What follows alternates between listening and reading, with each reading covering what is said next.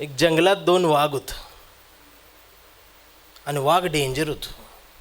एक निळा वाघ होता आणि एक पिवळा वाघ होता आणि अख्खं जंगल या दोन वाघांचंच होतं.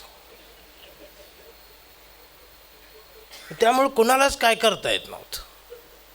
मग ही माकडानं बघितलं.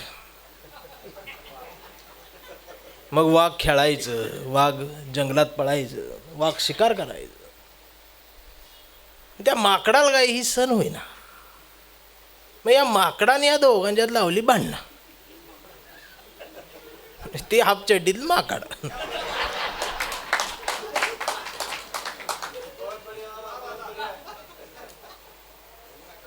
हे वाघाचं भांडणं अजून चालू जाईल. आता यात गंमत अशी आहे, देश स्वातंत्र्य झाला त्याच्या आधी महारवाडा मांगवाडा जवळजवळ होता, तो आज बी आहे.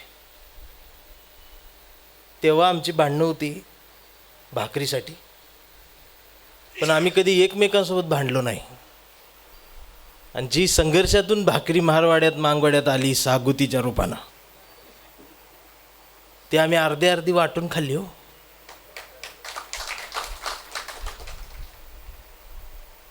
मी खरं सांगू का, एका महारानं महारावर जेवढं प्रेम केलं नसेल त्याहून जास्त मांगानं महारावर प्रेम केलं.